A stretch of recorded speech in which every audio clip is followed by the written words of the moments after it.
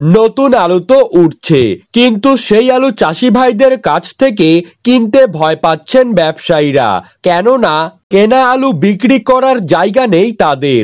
ভিন রাজ্য তো দূরের কথা, পশ্চিমবঙ্গের ভেতরেই এক জেলা থেকে আরেক জেলায় আলু রপ্তানির ক্ষেত্রে আলু বোঝাই গাড়িগুলিকে প্রশাসনিক হয়রানির শিকার হতে হচ্ছে। তাই বাঁকুড়া জেলার বিভিন্ন জায়গাতেই চাষি ভাইদের কাছ থেকে ব্যবসায়ীরা পোখরাজ আলু কিনতে চাইছেন না। এই কারণে আজকেও নিম্নমুখী হয়ে গেছে আলুর বাজার দর। বিগত এক মাসের বেশি সময় ধরে বর্ডার বন্ধ থাকায় যেসব আলু হিমঘরে পড়ে আছে তার দাম কিন্তু বহু গুণ কমে গিয়েছে। এই পরিস্থিতিতে মুখ্যমন্ত্রী নবান্নের বৈঠকে সাফ কিন্তু জানিয়ে দিয়েছেন কোনো মতেই বর্ডার খোলা হবে না।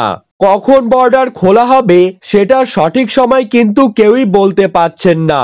আজ জয়পুরে চাষি ভাইদের জন্য নতুন পোখরাজ আলুর দাম মাঠেই দাম রয়েছে 740 থেকে 760 টাকা। যদি বর্ডার না খোলে তবে কিন্তু এই দাম আরো কমবে।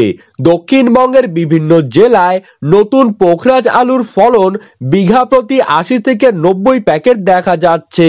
সাংবাদিক বৈঠকে মুখ্যমন্ত্রীর করা মন্তব্যের মধ্যে দিয়ে বোঝা গিয়েছে এখনই বর্ডার খোলার তেমন কোনো সম্ভাবনা নেই। দুশ্চিন্তার কালো মেঘ ঘনিয়ে এসেছে বাংলার চাষি ভাই তথা ব্যবসায়ীদের কপালে।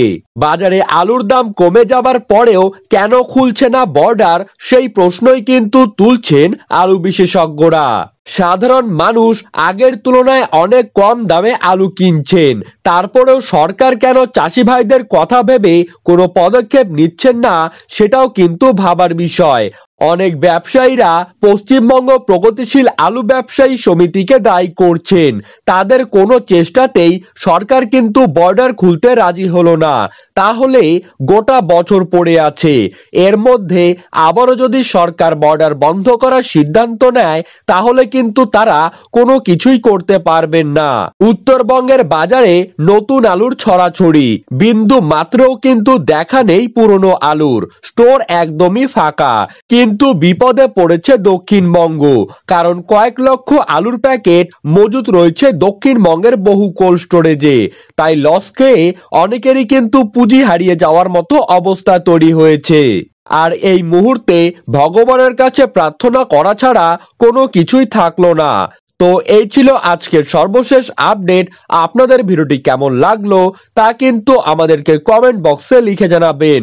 আর এই রকমই আলুর বাজার দর সম্পর্কিত খবরের আপডেট আপনি যদি সবার প্রথমেই প্রতিদিন পেতে চান তাহলে অবশ্যই আমাদের ইউটিউব চ্যানেলটিকে সাবস্ক্রাইব করে পাশে থাকা বেল আইকনটিকে প্রেস করে রাখবেন। ধন্যবাদ।